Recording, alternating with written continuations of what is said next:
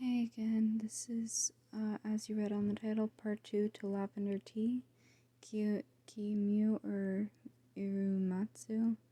Still have no idea how to pronounce things, sorry.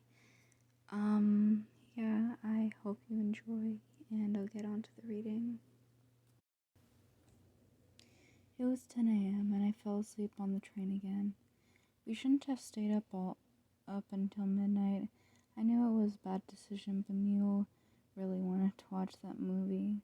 The question here was why anyone would want to watch that movie when it was just a waste of time and precious brain cells. In the seat behind me, a woman tried to tell her son to sit down and actually stay on his seat, which resulted in him only crying louder. That was probably the downside of being a parent. Next to me was a teenager. I guess she was about 16 or 17 years old, with earphones on. She seemed not to notice anyone or anything around her, and not even the dog at her feet that tried to escape its owner, or an old woman on the other side of the wagon I had seen when I got on the train. At least I was pretty sure it was her dog. The fur pattern looked around about the same as I remembered it. The floor of the train was wet and dirty due to the rain outside and people trampling with dirty soles.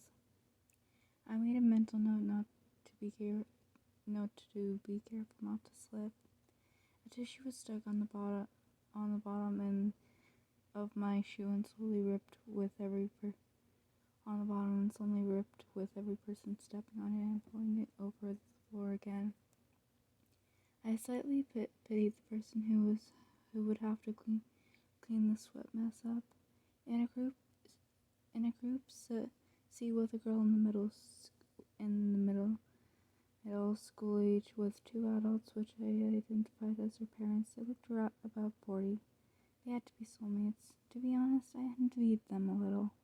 I always wondered how it would be to love somebody. Like really love, not just that middle school crush thing. Having kids and growing old together like this couple would be the dream of many people, including me. I didn't really know how Mia felt about this, considering how little I asked her about this. The ticket inspector came down the wagon and took the little card out of my phone. I took the little card out of my phone case, the place where I always stored it. I had used the same picture for years, not that it really mattered anyways. I wasn't age yet. The girl to my left put her headphones away and took her ticket out too. Miss, your ticket please, the man with the white beard and the blue uniform said. I nodded and gave him my card. I just got a few days ago. He looked at the photo and then at me and gave it back to me. Almost if there was a difference, but that couldn't be. And yours? The ticket inspector asked the girl next to me. Here you go, she said, almost whispered. Her voice was just that silent, but at the same time I still thought of it as oddly calming and soothing. When she took her paper ticket back and crumpled it in her hand as the bearded man moved on, I noticed her long pastel blue nails. She looked at my ticket card and I noticed her beautiful eyelashes. Fuck, I'd kill for her appearance. The girl smiled at me. I'm happy for you. My confused stare seemed to make her giggle a little. Your soulmate. Huh? You found them, didn't you? I had literally no idea what she was talking about. The raindrops ran down the window as I spoke. No, I didn't. My confusion only got bigger. Why do you think so? The stare she gave me was almost as confused as I was at the moment. Can I have your card for a moment?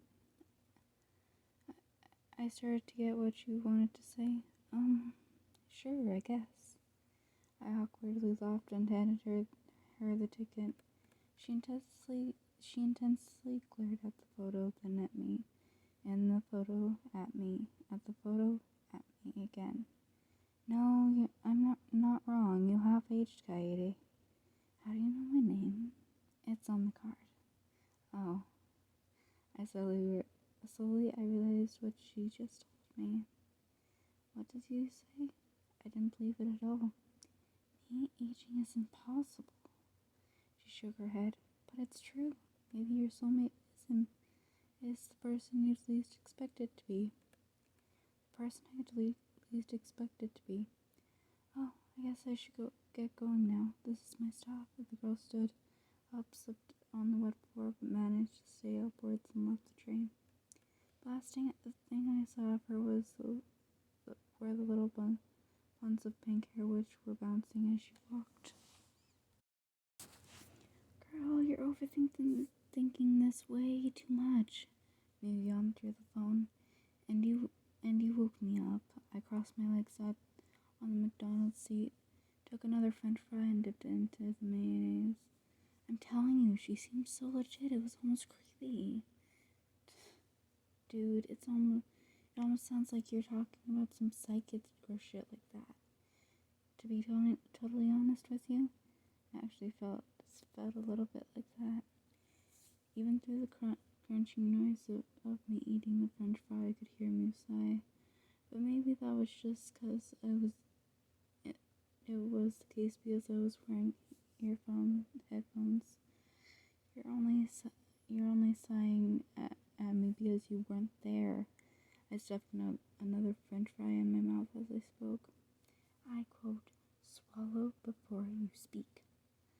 Okay, Mew was now officially the queen of haunting people with their own sentences. And that was no good thing. I'm seriously going to kill you. As soon as I said that, I realized that some of the other customers were staring at me. Grateful that at least some people were still minding their own business, I didn't care about me making death threats. I increased the volume on my phone. Sorry, not sorry. That was just too hilarious not to say out loud. Now it's my turn to sigh. You're really lucky that you said this to me and not to some random angry dude, you know? Why should I say this to a random person in the first place? Damn, she was actually right, and I hated it. But really, I stalked into the phone. Jokes aside for now, I really do wonder if what the girl said was true.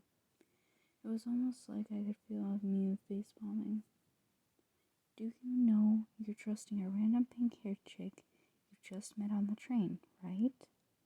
But she has a point, I objected, I wondered what the other people were thinking of me right now. To be honest, I didn't really care. And why did you make her having pink hair an extra point? Don't trust pink hairs. Dumb question, dumb answers. I didn't get the point, but I didn't ask. You know what a pink-haired person could be my soulmate. You chuckled. If that was the case, I'd eat them out of the next window if I were you. I took the empty paper bag of fries and crumpled it up and threw it in the direction of the trash can.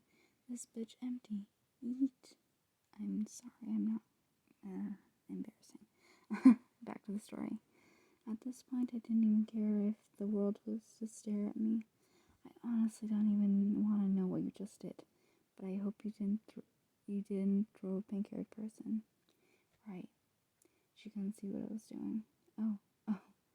And before I forget, this isn't it's the anthropologist guy's birthday tomorrow.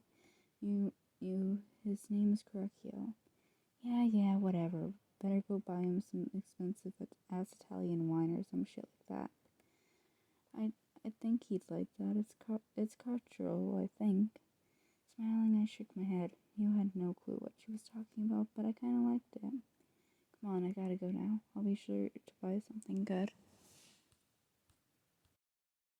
So that was chapter 2 of Lavender Tea. I hope you enjoyed, and I hope you have a great day, night, or afternoon. I don't know where you are or what time you're listening to this, so I can't really Well, remember to drink something today and eat something, please. And I give you a virtual hug of good luck. Bye.